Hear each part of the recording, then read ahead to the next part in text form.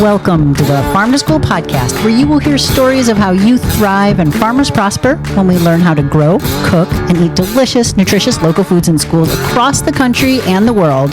We're your hosts. I'm Rick Sherman. And I'm Michelle Markestein, and we are Farm to School coordinators in the state of Oregon.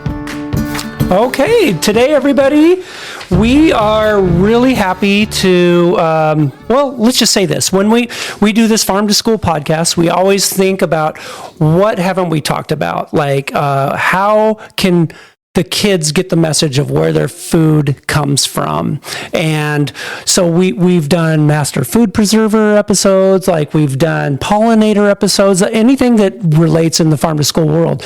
Well, now we had this bright idea to have this, what we're calling student ecoliteracy, like teaching kids through print and books. And so we're doing a 2-part series. We're doing the part with a publisher and our very first author, our first children's book author. We had an author of the history of Farm to School a couple weeks ago. But Katherine Pryor, hello, welcome to the show. Thank you so much for inviting me. I have been listening to your podcast since you launched it, so it's pretty fun to be on this side of the earbuds. Oh, thank you so much. I'm glad we have one listener out there. That's what I was thinking. I was like, anyone else listen? We'll interview you too. Wow. No, that's great.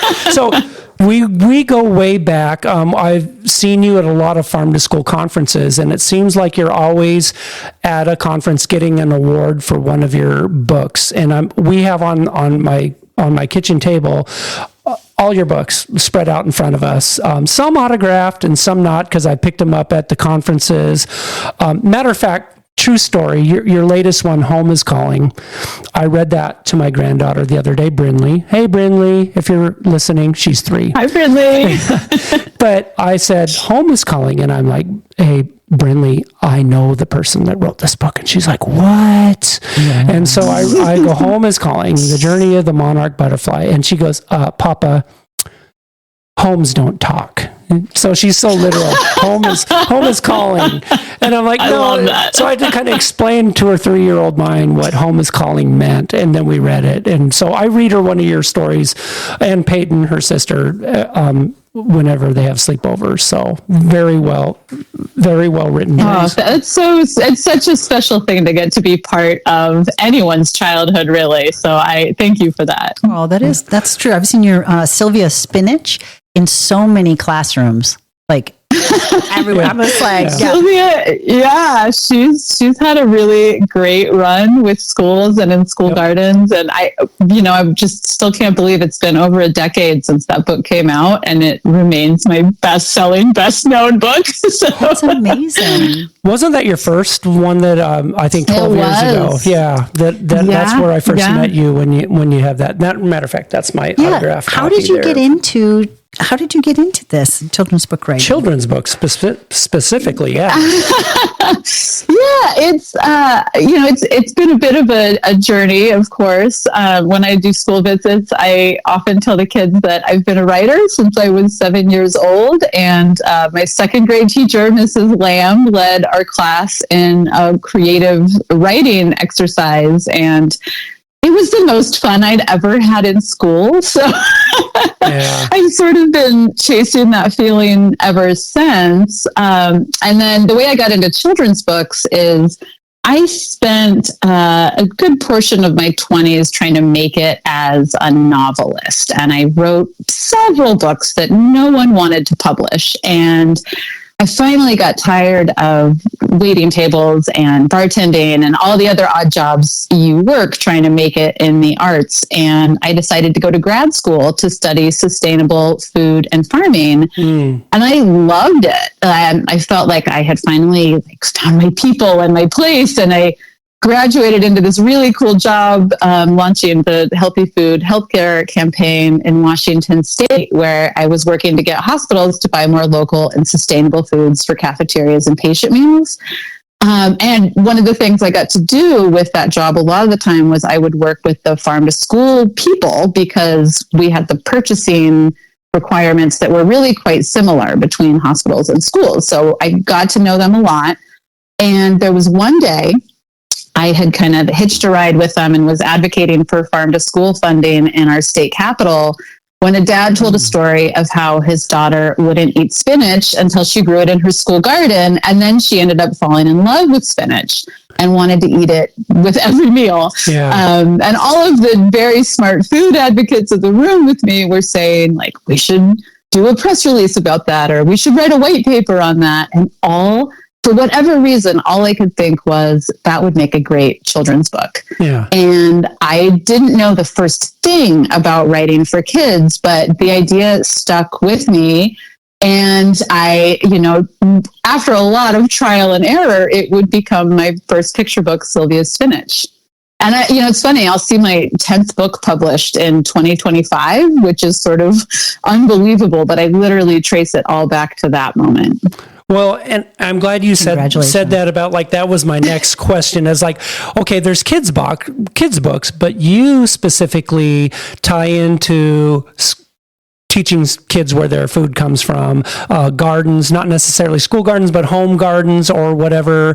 And then even kind of did a little delve to the pollination aspect with your monarch butterfly book, which was fascinating. I mean, yeah. I learned things in that book, and I'm an adult reading to my grandkids, and I'm like, I didn't know 4 generations fly down to Mexico and or the opposite, and 1 generation flies back, that whole thing.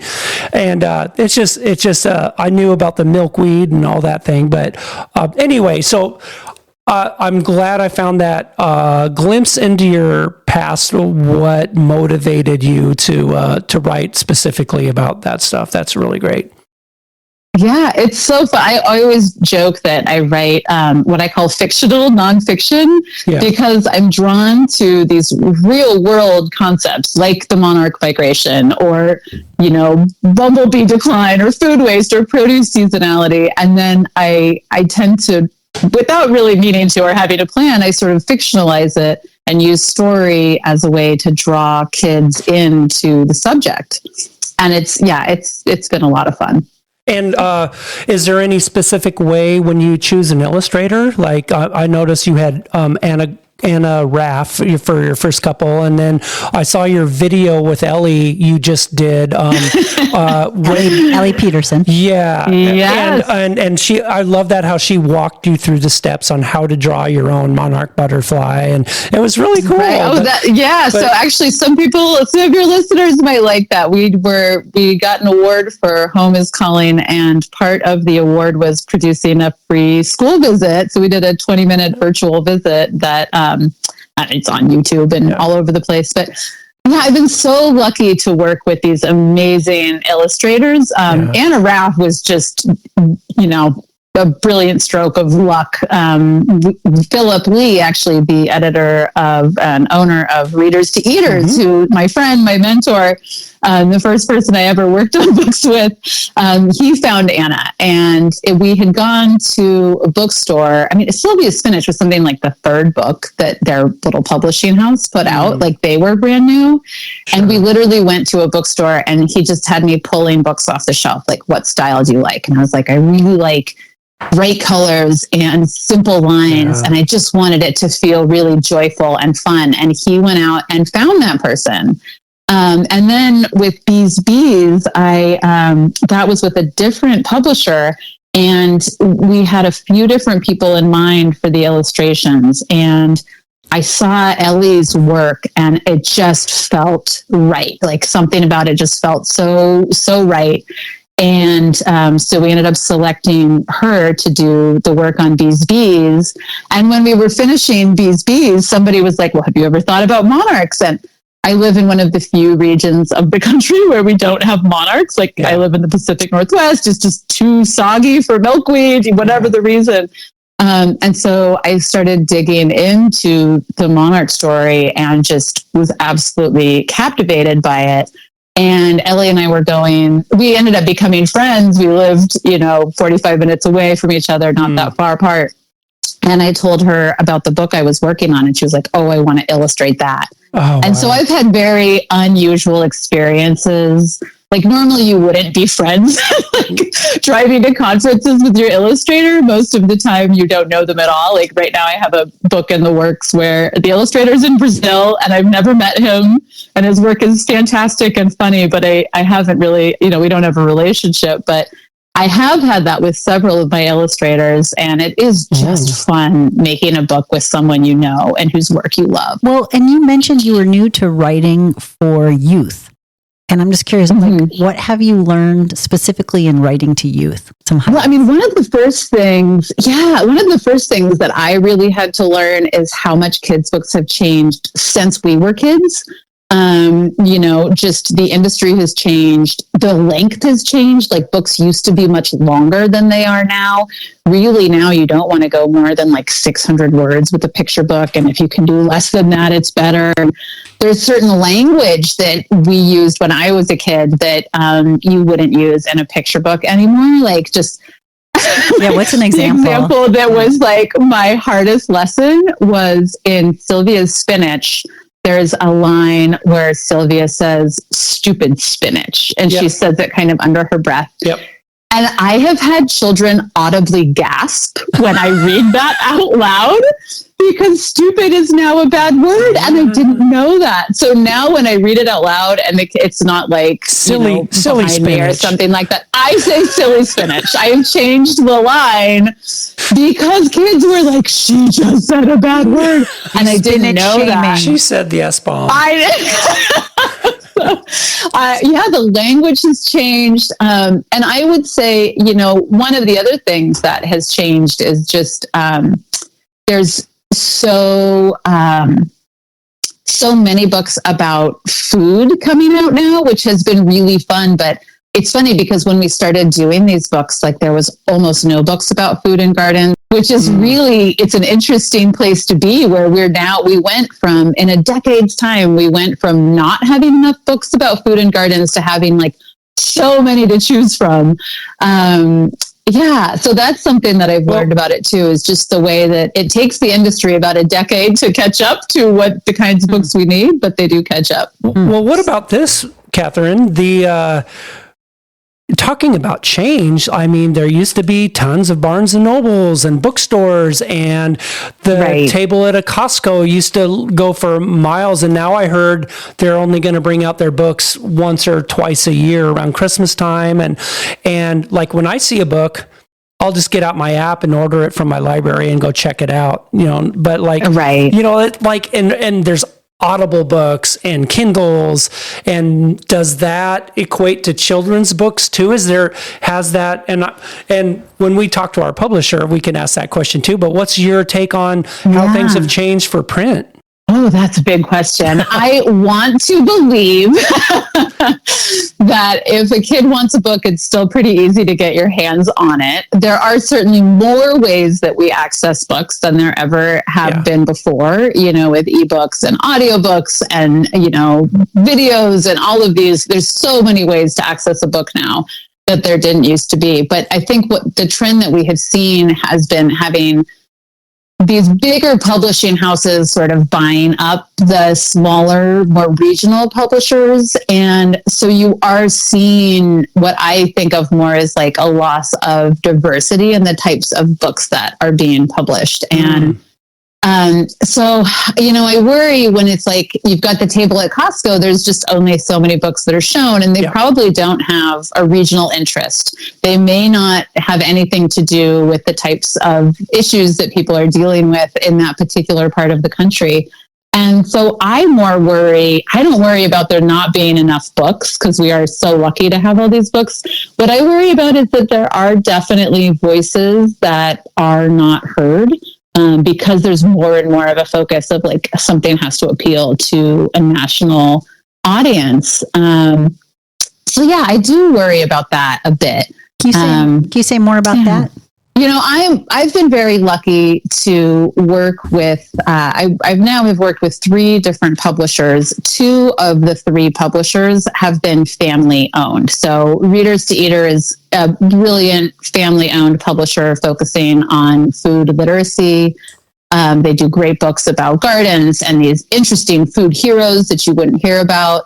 I also have worked with a family. It's a third generation family owned publishing house in Pennsylvania farmland, where literally the people who used to work at the publishing house, when they would advertise publishing and light farm duties, because every so often people would have to like leave the office and go and help move cows between the fields. Oh, wow. Now they rent out the fields and they don't move cows anymore, but it's this beautiful family-owned publisher that tells stories that a larger publisher just doesn't want to take a risk on. You know, they'll do a smaller batch of books, like they'll do like a 5,000, book print run.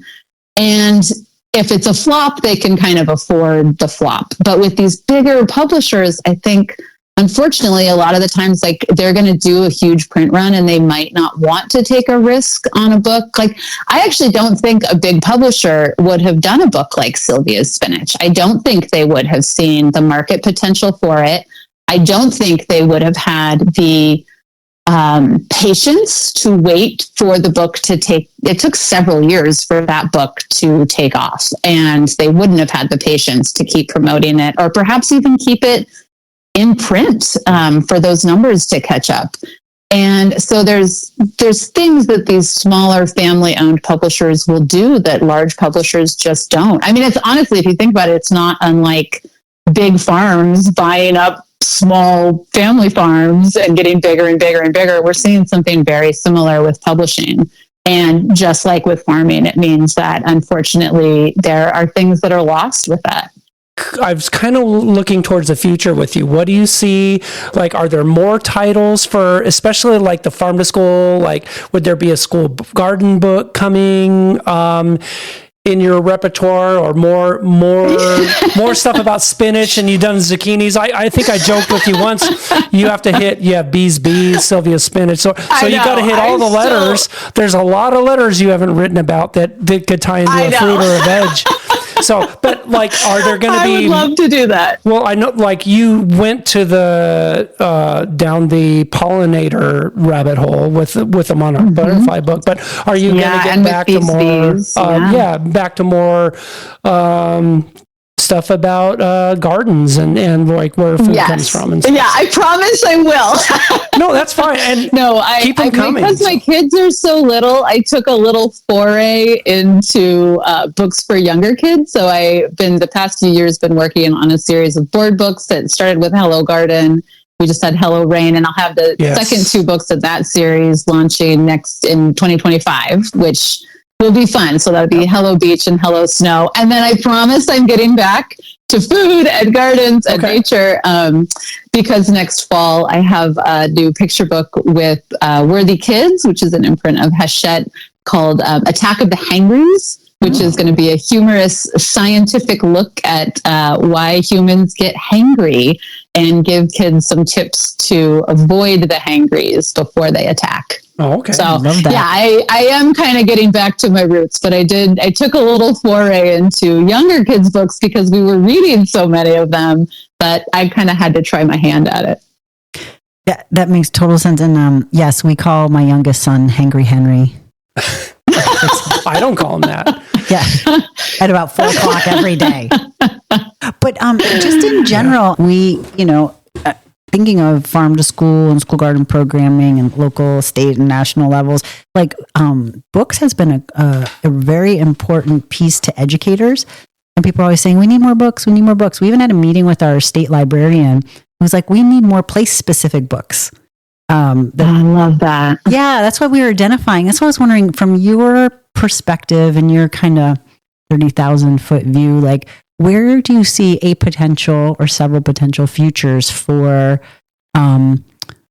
children's book publishing? And I know audiences can be more specific, so. Right. Oh, well, I mean, I would say I have heard that people in the market have said that the market is saturated, but I actually think that there's still so many stories to be told. And I think you're absolutely right. I think we do need more place-based books. I think we do need more regional books. And, one of the things that I have been so happy to see when I volunteer every week in the garden at my son's school. And when the garden teacher tells a story, when he starts their class with a story, I've noticed that those kids have a focus and a purpose that they don't always otherwise have. That's right. They listen and then they put that concept into action. And so, I think that's really where books can help school gardens, farm to school, all of those things, because early on, I could see that my books were helping kids wrap their heads around food in a new way. Like I would read Sylvia's Spinach and then do a spinach tasting with the kids using the steps in the book. And these kids were excited about eating raw spinach, which I did not expect. I've seen kids who are afraid of bees or bugs want to plant a pollinator garden after we read Bees or Home is Calling. And I think there's so many things you can do with garden education, with farm to school, because, you can read these books and then you can plant seeds, you can harvest, you can make a smoothie, you can do something that really ties into what you're reading about. And I am personally so tired of the cliche that kids don't like vegetables. I think it is so overdone in children's literature and in media. And I really want to counter that. And I hope we'll get more books that counter that, to provide images of kids loving and seeking out fruits and vegetables, because that's what I see. When I was working on Spring is for Strawberries, I really wanted to show those kids celebrating every harvest, because that's what we do at my house. And at Zora Zucchini, we see the entire family, cooking and eating and enjoying vegetables together. So kids can and do love vegetables, but vegetables need better marketing. That's where I think I can help, and where school food service professionals and garden educators can help. And I think that's exactly it. If you listen to our podcast, that's what we try to hammer home, that, if you just put veggies out in front of kids, they may or may not eat them, probably won't.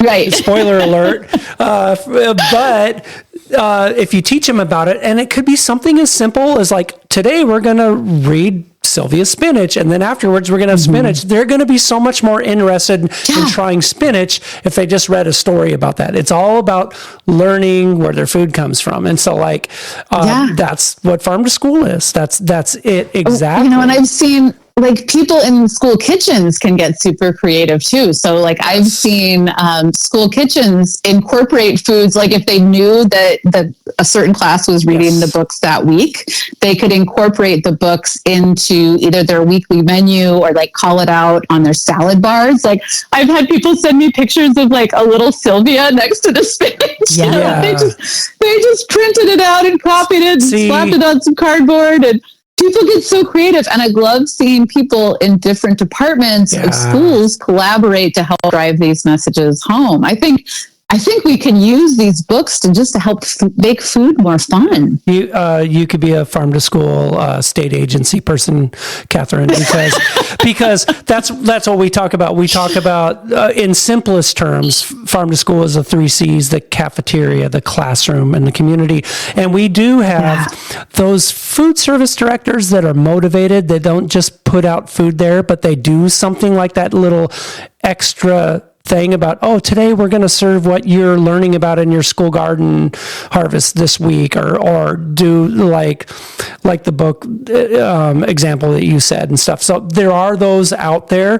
It's just that those are the super motivated individuals. So one of the things that surprised me the most is that we know there is such a direct link between access to food and access to books. And I know a lot of your listeners are so passionate about food access, but we actually know there's a report from the Children's Literacy Foundation that my numbers may be a little bit dated, but unfortunately I think the trend holds true, that it's something like kids from middle income homes have 13 books per child, but that there was only one book for every 300 children in low income neighborhoods. and that something like 61% of low-income families had no age-appropriate books in their homes. And so one of the things that I have been so happy and just proud to be part of is working with organizations that are trying to bridge both gaps by connecting kids with books about food while also addressing food insecurity and food inequity. And so I just would encourage listeners to think about that. Like, when you're thinking about access to food, how can we also be thinking about access to books? I've been really lucky to have my books picked up by like WIC and Snap Ed and Ag in the Classroom, things like that, where they're doing book giveaways. But then I've also done things like, I went to this amazing school garden in Olympia one time where unfortunately the kids were experiencing high rates of homelessness. And so a lot of them, you know, if you're moving a lot, you probably are going to lose some of your belongings in a move. And so every week at this school garden, a volunteer would come by and she would lay out a table full of used books, used kids' books, and the kids, every single kid could come and pick out a book that they would take home for the weekend. And it was like their book, they owned it. And I've just been so blown away by the way that people who are working on food access can also start including book access into their work, be it partnering with a library, partnering with a nonprofit. You know, there's so many ways to do this work, and there's so many ways to feed a child. Have you heard about the Dolly Parton Foundation thing? I have. I love that. And for those of you that don't know, you can just Google it, Dolly Parton free books. She gives a free book every month from your kid that's newborn through, I think, 4 years old or something, every month. And it's free, totally free. Take advantage of that. You should get your books signed up to do that. I wonder how that would work, right? I don't know how that works either. If anybody does, please let us know. No, it's just an honor to get to be part, like I was saying earlier, of anybody's childhood, and but especially these kids where we know that they don't have enough access to books in the home. And so, you know, if you can like double the number of books someone has in their home, just by adding one, it's an amazing feeling. So that would just be something that, you know, I hope that as this movement keeps evolving and people keep dreaming up new good ideas, like, let's keep thinking about access to food and access to books and books about food. Yeah. I love that. And I mean, even we were lucky enough to have a library next to us. So we're able to have the kids section and they could just read all day long, and we can check out 20 books and, you know, and then just bring them back. And that, I think that's kind of a dying thing too, but people just realize that might be an option for people too. Oh, absolutely. Yeah. Do you have in Washington too? I know it happens around the country. The summer meals program for youth, in Oregon. Some places do. It's not statewide here. Oh, okay. Yeah, we have it statewide. Again, it is pocketed, but summer meals are free, and libraries are great partners for, you know, delivering activities and access to books and free meals for kids during the summer months when school is out. Yeah, libraries can be such an important partner when people are thinking about like how to do this. And, you know, one of my favorite things is to be like doing an event at a farmer's market and the library is there. You know, they have bookmobiles, they have ways to like sign people up for library cards. And, you know, I mean, there's just so many options for helping kids get these books in their hands. This was absolutely wonderful. Thank you, Katherine, for taking time to talk with us. Well, thank you so much. Yes, it's really fun to talk to you. Yeah. And thank you to everybody who's listening for whatever cool work you're doing. One of the favorite things I have when I'm listening to your show is I sort of think about who else is listening and like how they might be incorporating the stuff into their work. So it's inspiring to me. And I love hearing about what everybody's doing to keep the work moving forward. Okay. Well, thanks again, Katherine Pryor, for being a guest on our show and talking about student ecoliteracy. And Farm to School was written, directed, and produced by Rick Sherman and Michelle Markiston, with production support from Leanne Lochner, and was made possible by a grant from the United States Department of Agriculture. The content and ideas from the Farm to School podcast does not necessarily reflect the opinions of Oregon State University, Oregon Department of Education, the United States Department of Agriculture, the USDA, Oregon Department of Education, and Oregon State University are equal opportunity providers and employers. Do you want to learn more about Farm to School? Check out other episodes, show notes, and contact information for us and so much more by Googling up Farm to School Podcast, OSU, and you will find us. We would love to hear from you. Stop by the website Michelle just mentioned to say hello or just giving us an idea for a future podcast. And we'd love to hear from you. Thanks, everybody. Thank you, Katherine, again for joining. Thank you.